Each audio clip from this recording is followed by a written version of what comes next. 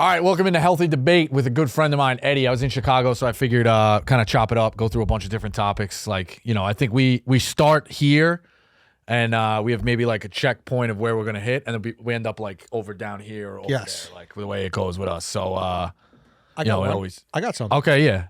So when does this air? Probably next week. Okay. So this will be dated at that time, but I don't think I've seen a thorough take on the Yankees fan. They're legends. Like they're as much as I hate Yankee fans. Like also like what did he think? Yeah, that guy. Yeah, like what did he think was gonna happen?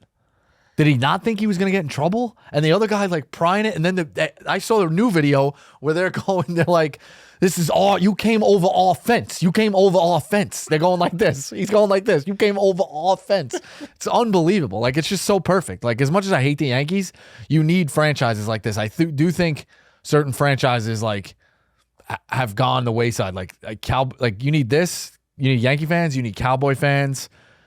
I think you need Knicks fans like that. Like with the ones that were celebrating over day one beating the Celtics. Yep. You know what I mean? The Bing Bong. Like I think you need shit like that. So more specifically though, what do you think of people getting mad at the media outlets that are talking to this guy?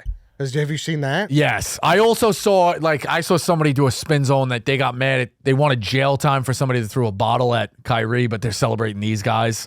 I saw that. Like it's a slippery slope. I just think they're a bunch of dummies. Yeah. But they're so perfect. Yeah. And like I probably saw, I think Meek Phil tweeted it, probably the most brain dead tweet I've ever seen. Someone put a side by side of Bartman and said, this guy was villainized. This guy was named a hero. It's like, if you can't see the difference between doing that to your own team versus the team you're playing, you're out of your mind. Right. The other difference was the guy already caught it. Yeah. Betts had already caught the ball and they were trying to rip it out, which is like, brings me back to a crazy story. My dad flipped out on an umpire one time. This umpire was so out of date. The kid hits a home run over the fence. Somebody throws the ball over the fence. The kid in the outfield throws it in. They throw it to the plate. Like kind of half-assed. Like weren't trying to tag the kid. The kid had already stepped on the plate. They tagged the kid at the plate. The umpire is like, he's out. The ball was over the fence. My dad comes running down. He's like, dude, like the guy just spaced out. All he could see was this kid hits a grand slam home run or something like that, and he was going to take it away from him like crazy. Yeah. But yeah, like what you thought, they thought they were going to just get the ball. There was no rules. It was like pool basketball. Yeah. Like that's what they were thinking they were doing. Like there was just no rules. Yeah, like I get it.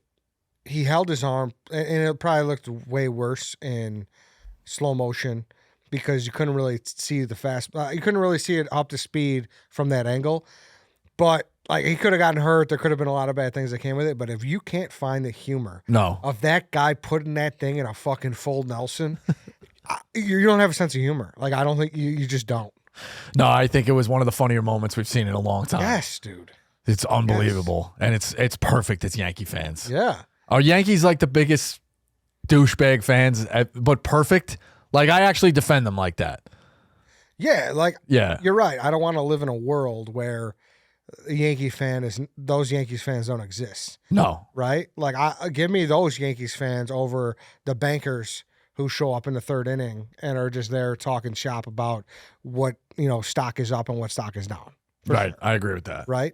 So I think to a degree, obviously people would say another level of that would be the people who root for the Yankees, Lakers, Patriots, Cowboys, whatever, But the most douchey fans, if you open it up from the Yankees, well, it's Cowboys a little bit, but it's just the Yankees are the gold standard. But it's like perfect. That's what they're supposed to do. They're supposed to like only know the players in October. They're supposed to get tickets. They're supposed to show up from their construction jobs and act like animals. Yeah. Like I kind of like respect it. That's what we want. Yeah, but even Yankees fans who don't think that they're douchey Yankee fans still are. Like Tommy Smokes is kind of a douchey Yankee. Yes. And he doesn't fit the stereotype of, the way he talks and the way he looks and everything. But the entitledness of Tommy Smokes and the Yankees, and I'm happy he's this way. This is not me bagging on Smokes, but he is a very entitled douchey fan. Yeah. Francesa is going to be on this. Is dated now, but Francesa was on the stream or is going to be on the stream for Game 5. Who would you want Chicago media? What's the equivalent to that for you've been in the crosshairs of Chicago media? Yeah. Like, who's a good guy to get on a stream if you were doing a Bears game? Oh, that's a good question. We don't have like a Francesa, like legendary guy like that, you know? So I guess you could take it Chicago and then you could take it Alford, because I'd be surprised if you wouldn't want Artie Lang as your answer. yeah, I would love to watch a game with him. Like if we're talking like primetime Artie Lang, like I know he doesn't bet anymore, but like that would be a good guy to watch a game with. I would say he's up there. Norm Macdonald, wasn't Norm Macdonald like randomly tweeting about games too? Oh yeah, Like bets and stuff like that. Like Norm would have been up there. Norm would have been good. I feel like the Sandman would be a great guy to just watch a game with. Yeah, for sure. Sandler. Like imagine being in a Knick game with Sandler. Like that's sweet. Yeah, it's unbelievable. I saw he was at a Yankee game recently. Yeah, and I saw some people were mixing it up with him, and it's like Sandler's he's the crown jewel for sure. I would even probably like pick to watch it. I don't give a fuck about the Knicks. That's what you did the Billionaires draft. The franchise I would have taken was the Knicks. Because healthy debate, I just think like courtside seats at the Garden from anywhere you're a legend. I think that arena. And then you own the Knicks, but that means you get to go to every concert that's there. You get to go to like appearances. You could probably go to a bunch of Ranger games if you want. But like the Garden, you can go to big time. For me, no one else wants to do this, but you go to big time college basketball games. Like you're going to everything that's at the Garden. You're going to comedy shows. Yeah. If you're an owner of that, if you're the Knicks, you're going to everything you want at the Garden. So I think the sports team I would own would be the Knicks. I think that would have been. I'm surprised that was left off the board. You didn't do any New York guys, but I'm surprised that was left off the board. So I get your point. And obviously, as far as an indoor arena goes, because, indoor arenas, basketball, hockey, are not the same as a ballpark. Ballparks have history. They have more, every place has history, right. But they have more character, and there are different factors in the architecture that makes them cooler.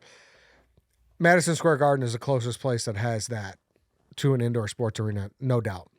However, when it comes to the glitz and the glam, and I know that New York has all their stars, I still think the Lakers surpass them in terms of... Yeah, is that because of the show that got your mojo going? I actually didn't see the show. Oh, okay. It's more so because of Nicholson. Yes. I tweeted about him the other day. There was something about just seeing Jack courtside, like getting too close to the block, just like creeping up and up to the court. I think of the more glitz and the glam. It's something, maybe the colors add into it too. Yeah. I mean, that was interesting watching the show. Like, Bus wanted to make that a spot. Like, he made it the club afterwards. He wanted to get celebrities in there. It's interesting how he did that. The Garden had that, from what I'm told, for a little while. Yeah. Like, people would hang out after the games and stuff like that. Not to the same extent the Lakers, but... Is it a thing for the Garden? Like, do the Knicks and the Rangers, are they inviting celebrities every game to make sure? Yeah, every game. Okay, so that's... Yes. They book it kind of I don't know how they do it. I wonder how that works. And if you're a celebrity with that much money, why wouldn't you try to get Spike Lee seats? Like, near Spike Lee. Yeah. Like if you're gonna have me, like if you're Ben Stiller or you're Adam Sandler, like I'll go to all 41 games. I know they can't with travel and stuff. Maybe that's what it is. But there's pressure that comes with that. Yeah. I remember years ago, I was interning at Howard Stern at the time, and he got tickets and he left at halftime. Ooh. Because he's a notorious guy who wakes up at like 4 a.m. and goes to bed at like 8 or 9. So he was already out past his bedtime and he left. And Jeff Van Gundy was bagging him on the broadcast. Like, why do we give these people seats? So like, you kind of got to know what you're in for. Yeah, it's a late night. Yeah. It's definitely a late night. You're setting yourself up for bad PR, and that's gold to some of these people. All right, let's take a break from chopping it up with Eddie to tell you about our friends at DraftKings. The NBA is finally back. Here's a way to get even more into the action following your favorite players. Play Pick 6 from DraftKings, an official partner of the NBA. It's super simple to get started. First, download the DraftKings Pick 6 app, then select 2 or more players and choose if they'll have more or less than a stat, like points, rebounds, threes, steals, assists, anything you want. Track your picks for a shot at huge cash prizes. That's all there is to it. Pick 6 is available in most states, including California, Texas, Georgia, Missouri, and more. And for all first-time Pick 6 players, check this out. New customers play $5 and get $50 in Pick 6 credits. Hoop it up all season long with the newest, most fun way to play fantasy sports, Pick 6 from DraftKings. Download the DraftKings Pick 6 app now and use code RICO. That's code RICO for new customers to play $5 and get $50 in Pick 6 credits only on DraftKings. Pick 6, the crown is yours. I wrote the blog. I thought Whitney had the best performance. You had a good performance as well. I don't want to take that away from you, but I thought Whitney's performance in the Billionaires draft was going away. He did well. I When you guess take the Jet 1-1, like I wouldn't have thought of that, but the Jet 1-1 was the way to go. I liked. I'm trying to think of all his picks again. So he had private jet. Private jet, golf course, I like that. Amazon, Hawaii. Yeah. See, I think Amazon's his worst pick by far. Yeah, you become the wealthiest from it, but in a way, I just don't feel like that would be like logistically satisfying. Yeah, I think you put a lot of people out of business too. Exactly. Like we were giving him shit about that on the draft. Like, can you go drive around your house in good conscience knowing like, I'm responsible for that storefront closing that one, you know? There's so many that you'd be responsible for. But he had a great line. He was like, yeah, I don't care. Once I win the money, like, I don't care. Whatever. It goes. Are you worried you're going to run out of topics for that? Oh, dude, we're like so at the end of our rope. It's not even funny. I thought we were going to end it last year, but I was like, you know what? I still got some good ones to go. Now it's like this year. It's like, man, how do we keep this going? And it's not even like you can repeat them. I think so too. With different people. Yeah, I think that's an option. I think another option too is to redo a draft, but not tell people what it is. So I would kind of have to be in the dark of it too, but it'd have to be one that like you don't have to prep for. Like if I was like, Lance, pick like a draft, and it's like as soon as we start, it's like, all right, guys, like here's your clue. Like, you know what I mean? You kind of unwrap it. Like we're doing cereals, and it's like, oh fuck, like you can't look at your old ones, and that way it's like it'll be interesting to see like if taste buds change or if people weren't picking shit that they actually liked. It'd be interesting to see a no prep draft too. Yes. Guys show up like at like I've heard of that for fantasy football leagues. Yes. Like no magazines, no whatever. You got to do it all memory. Or you get one. I think you can get one magazine. You get one piece of like whatever you want, but you can't have like computers. Yeah. I've heard that for the league. Because I think you wouldn't know. You can't do a fantasy draft with nothing. Yeah. There's too many guys. And I did think a cool way to be if there was a way to throw like 30 things. So it's kind of like a recess playground thing where you look at the screen and it's like, all right, you got to pick this. Oh, okay. You know, and you got to like I don't hate that with a finite number. Like yes. You don't have the ocean. Yeah, we've done that with like the malls and stuff like that. Yes. If you run out though, you always have you have the name drafts. Yes, you can always do the names. You can always do the names. Yeah, but that's the thing, and like a lot of people were like, dude, it's been 6 years, and a lot of people be like, what the fuck? It's really been 6 years? 6 years, dude. Wow. 6 years. We started 2020, 21, 22, 23, 24, and next year will be the 6th year. Wow, we've been doing them that long? Yeah, it's a long That was one I was very happy to get in on. Like, I was like, I would like to contribute you're the original guest. And yeah. you and Clem have Clash of the Titans. Yeah, exactly. Yeah, so there was a lot of those. But and I've always wanted to do, my big thing was, I think it lends great to a live show, you know? So I think that's on the radar at some point, hopefully, where it's, you know, the three of us and then we're like in Staten Island and we're doing it in a club and then like the audience is the fifth drafter, you know? Like that'd be a fun, interactive live Yeah, I think that's pretty funny. And you could pull everybody's name out of a hat as well. So it's like Joey from fucking Great Kills. Like you have the pick and everyone starts booming, like whatever. Yeah, so he's we'd have like around the people around them. Yeah, like we'd have Dukes at the door, or we'd have like Lance at the door with a hat. Yeah. And you write your name and then I pick it out and it's like, all right, picking for the audience is, you know, Joey from Great Kills. Yes, exactly. Yeah, exactly. From and St. he Anthony's. gets booed. That's unbelievable. Exactly. It's like that's right. a great twist. Yeah, right. I like that. Yeah. Has that been, you think, your most creative piece of content? I mean, the thing is, creative in a sense of like people have been doing that forever. So no, it's like not creative. But I'd like to think some of the twists on it have been creative, you know, like all those topics. Like, damn, I think we're past, we got to be close to 200 at this point. Jeez. You know, so that's not exactly easy to scratch my brain. No. All those. Yeah. Do you get a lot of people like suggesting topics as well? Mm-hmm. And like we've definitely taken suggestions, and sometimes it doesn't work as easily logistical as I think it would, you know, like we're just getting into music ones now because we're, you know, at the end of our rope. But we can't play the music and it takes away from the music a lot. So, little shit like that. Yeah. Who, if you went to celebrity guests, who were some of the white whales you would love to have on? Ooh, it's a good one. And what topics would it be? I've been really trying hard to get Glennie to get me Jimmy John.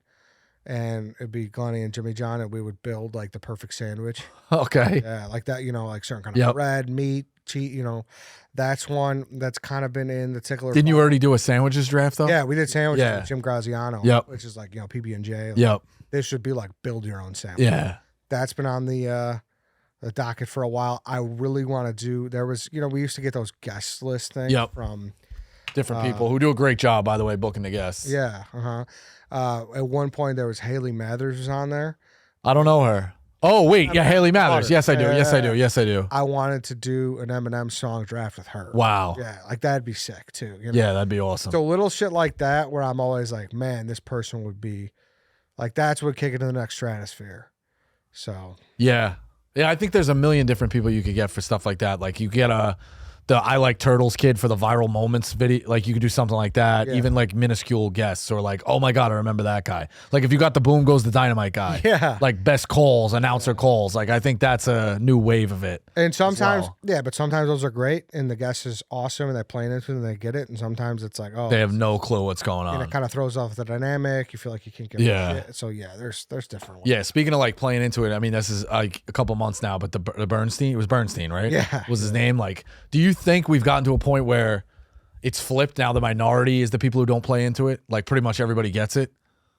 Yes, I think so. I think, like, as far as what though, like the Just like yeah, like that, like understanding that we're a pretty big media company, like you have a lot of followers, like when people go on or we get guests, not people being like shouting their fists, like how could they get those guys? Like of course they're gonna get those guys. Like it's a stop. Like now it used to be back in the day. I remember growing up, it was you did you did a morning show, you did TRL, and you did a late night show because that was like the way it was. And TRL was like the new kid on the block and like trendy and why are people doing that? It's like now you do like Barstool. Like that's just, if you're around, like you've seen a lot of the people, that's just the way it's going to go. You're probably going to hit Barstool when you're doing a tour, when you're promoting a book. Like it hits an audience that is a big audience. It resonates. Like that's what you're going to do. Yeah, no, and I don't even think that's the issue that guy had with it. His issue was he doesn't like what Barstool's about, from various things about hit pieces and whatnot. But I know what you mean. Like, if you go to New York, it was definitely like, was Breakfast Club around at that time?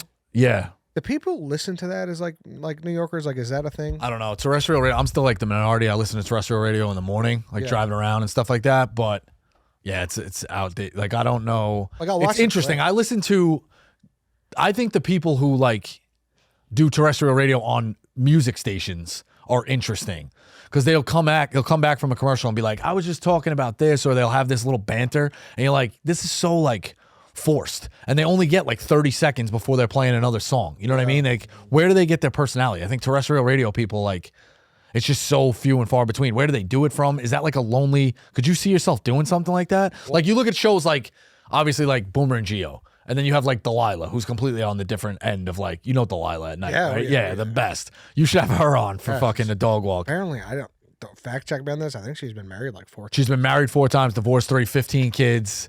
She's lost a couple of kids, something like that. Most of them adopted. So you want to, like, I was talking to Clemmer about it, and Clemmer was like, who's to say she can give advice about being married? Like, you've been up to bat 4 times, you've been divorced 3. Like, it is what it is. But yeah, I think the people with like shows or personalities like can still kind of hack it, I guess, with terrestrial radio.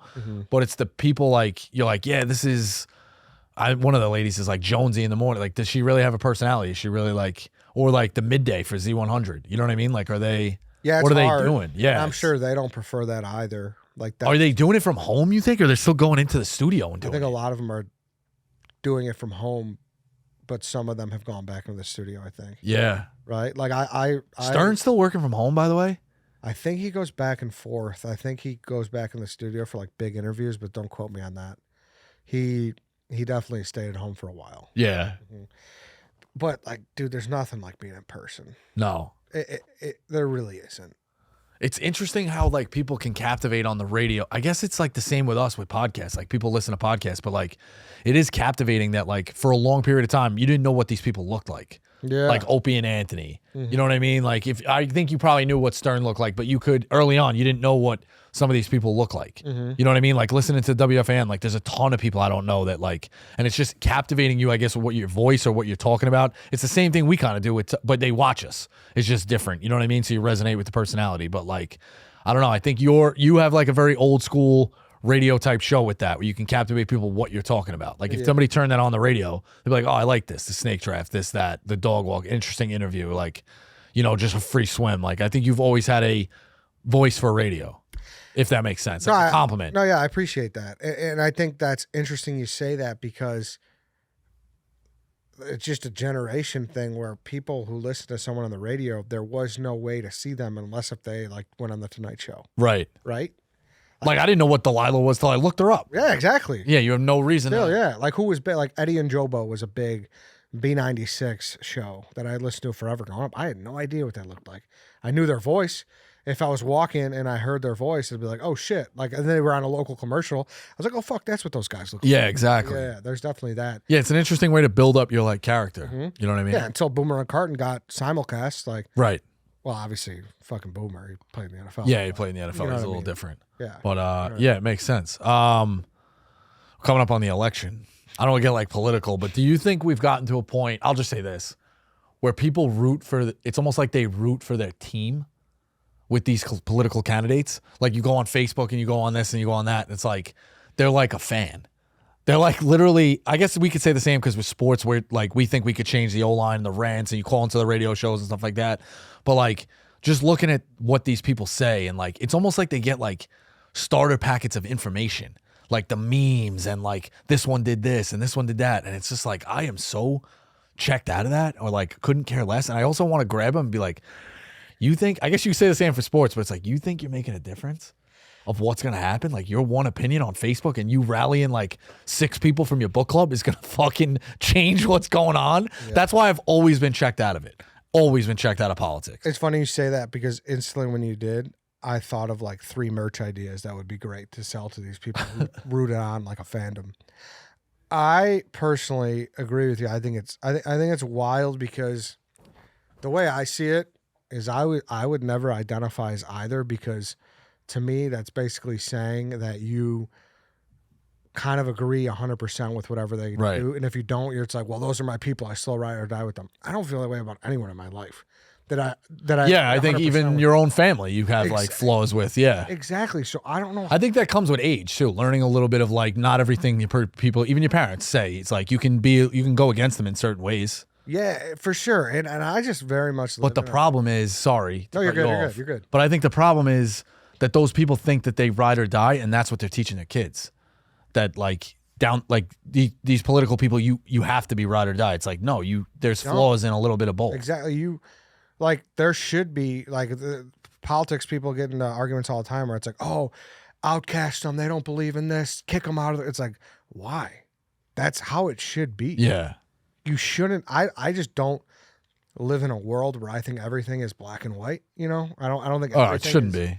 I don't understand that. I never have, and it's somewhat to my detriment having this job, because people get on me like, oh, have a take, don't have an opinion on this, or tell me what you like. What do you think is going to happen here? It's like, I get it, but I think a rational person, at least how I see it, sees their way through everything and can kind of see both sides. Yeah. Right. And that's what it's amazing. If somebody came in, if there were 2 parties and somebody came in and was like, I'm going to take a little of this and a little of this guy, they'd win going away. Yeah.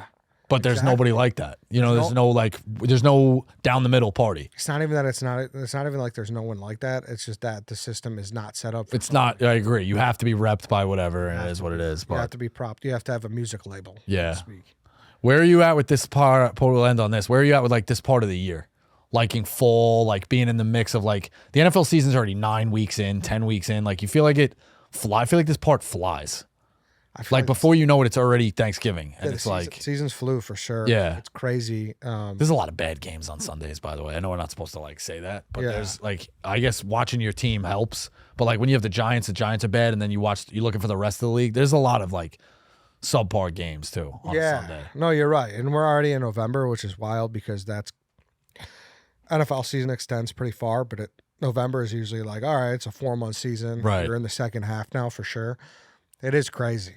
Like when you get to double-digit weeks, you're just like, how the fuck did this happen so fast? There's a supercut of Francesa every week. I think it's Funhouse does it. He's like, already week 4, if you could believe it. Week 5, if you could believe it. Francesa doing like, we're already in week 6. He just can't believe that like each week goes. But it's true though. It's yes, if that quote is making fun of him, they're wrong. And I love that account. That it's a great account. But everyone feels that way. Where it's like, can you believe it? How are we 5-3 already? It's crazy. It really is like nuts. You think it's gonna be the Chiefs again? The Bills look really good. They do. The Ravens look good, but the Ravens fuck around with their food too much. They do, yeah.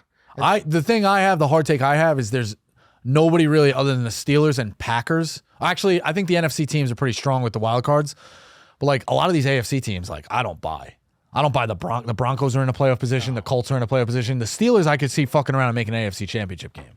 I really do. I've said that to Jerry a couple times. I don't disagree with you. I like the Steelers a lot. I'm a coward, and I try to take a future on them. I was going to take a future on them to win the North, and I ended up not doing it. But I really and I don't know if they win it. Obviously, like you said, the Ravens are tough too. But I really like the Steelers too. Like especially Russ has been playing better. I mean, the AFC's top heavy. The NFC is more rounded out. And I think your division might have the 3 best teams. Like when you ranked them, it's the Lions, Packers, and Vikings might be the 3 best teams, and they'll all make the playoffs. Yeah. You know, they're better than a lot of those division winners. And I like the Falcons, but I think they're better than them. They're better than who's winning the West right now, Arizona or San Francisco? I think San Francisco is. Okay, so they're better than them, like the way they're playing, you know what I mean? So it's just, and who's in the East? Washington, I think. Washington's up there. The Eagles are up there. I think Washington's up there, and it'll be a good story for Washington to win, but I think the Packers are better than Washington as well. For sure. You know, so it's like an interesting way to go. Let me ask you this. Sure. Did you see the future I placed in college? Yes. Thoughts on that? I feel terrible. I think you should hedge out in the Alabama game for sure, because that's such an elimination. You have LSU to win it, right? I have LSU to win it, and like an idiot, I parlayed it with the Arizona Cardinals not to make the I know. That's such a bizarre bet. You're down on the middle on LSU. LSU, if it makes you feel better, we recorded Pick'em today. Stanford Steve says he thinks LSU with the right draw can win it. With the right draw. I really like their weapons. And in a year where everything's wide open, I just feel like they're a team who's being slept on. I'm upset because I got them at 35-1. And, of course, after they lost that game to A&M, I think they skyrocketed to like 85 or something like that to 1, which sucks, but whatever. I'm not going to get greedy. If it's still a large sum of money, I'd win if it happens. But I'll just be upset if they don't get to dance. Like, get to the playoff. Which I think if they win out, they're in, right? Yeah, if they win out, they're in. Because how many bids do you think the SEC is going to get? 3 to 4. 3 to 4. So, all right, then we're talking. If you say LSU, you think they get in. Where does Tennessee go? I don't know if Tennessee has to win out. I don't know the schedule. Like it's a whole. There's a whole rigmarole of not knowing what's going on. Yeah, but if Bama loses, Bama's out. I think it's more list the SEC teams for me that are in contention. So basically, Georgia. Yeah, Georgia's in. Texas. Ole Miss. Ole Miss can find their way out of it. Okay. I think they'll find their way out. So you think the locks are obviously Georgia, Texas. Right. And I think the third spot's open. The third spot's open between Tennessee, LSU, Ole Miss, Alabama. There's a mix of those teams. Those 4. You just got to be the last one sticking around. So they're going to cannibalize each other. Yeah, and if you beat Alabama, that's a good win. Yes. And that's just this will be out by the time it airs, so this might be a moot point, but they play Bama this weekend. So right, yeah. I'll know. I don't know. Yeah. Do you think they beat Bama? I think they can beat Bama for sure. Brian Kelly I worry about in a big game, but Bama's defense is looking a little bit better, but Bama's for the taking, you know? And you want to look at those schedules and these Bama people are crazy. It's a basketball school, by the way, so don't even worry about football anymore. But it's you can go 9-3 and still be impressive. Look at their schedule. It's brutal. Yeah. You know, I just think I've said this in everything ever. I think they've now made these regular season games way more important. Even the Big 12 and the ACC, which 2 conferences that kind of stink. You're getting true races now. Like there's 4 teams in the Big 12 that are racing for that spot. That's interesting each week when Kansas State plays Colorado. They already played. But when Iowa State plays Colorado, when BYU plays Iowa State, like who's going to get that spot? You know what I mean? That makes it interesting. If you're flipping around on a Saturday, you're like, or you're looking at the board, or you're kind of like, oh, you know what? The Big 12 is a true conference race. Like I could get invested in that. It's like old school baseball with a divisional race. The ACC, like Miami and Clemson.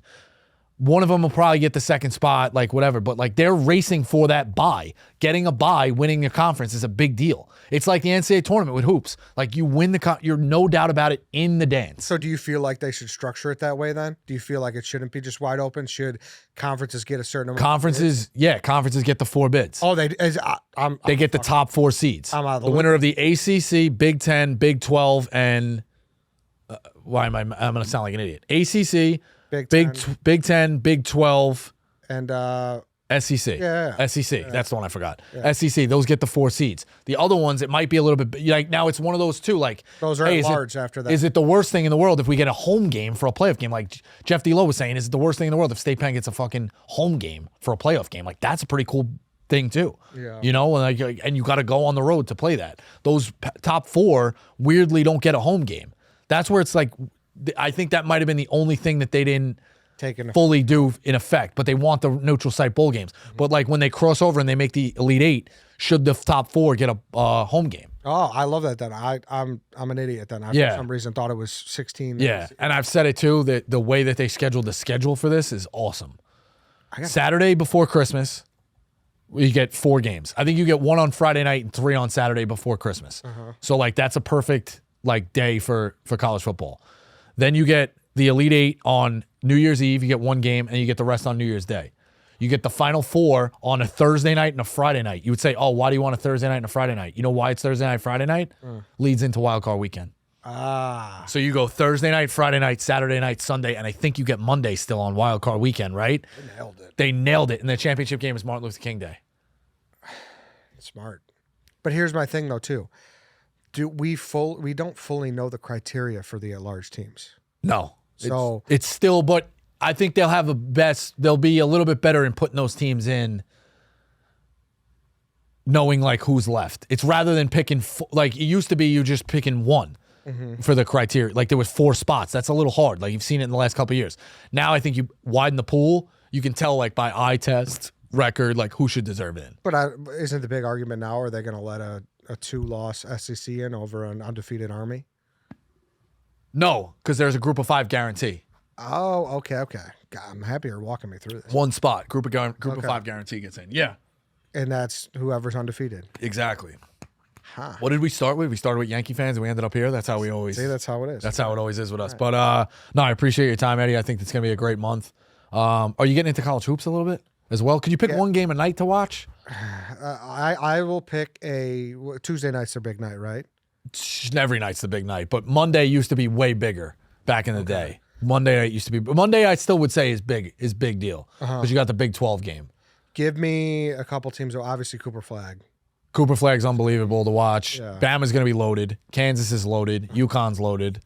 Auburn's going to be really good. Iowa State's going to be really good. Creighton's going to be really good. I love college hoops. It's just hard for me to get up for it before like the end of conference play. I agree with you. You know, like that's when it starts to heating up. You know what? Like I even think now too with like the streaming, like you get a game on, we get the Monday night games.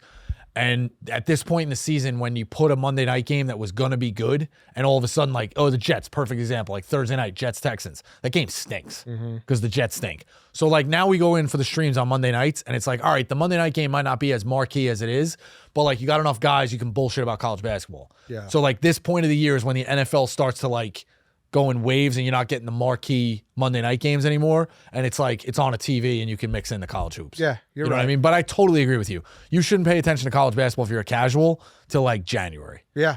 And we went to the Hardwood Classic last Yes. So that was Champions fun. Classic. Champions Classic, yeah. Yeah. So that was fun. Like we saw, who was it? Michigan State, Duke? Michigan State, Duke, Kentucky, Kansas. Yeah. So like I'll always watch those games. Right. Those games are always entertaining. Yeah. Cooper Flag's going to be ridiculous. Yeah. Yeah. He's going to be ridiculous. But Got any stock in him or what? I like him. Yeah? Yeah, I like him. I got some stock in him.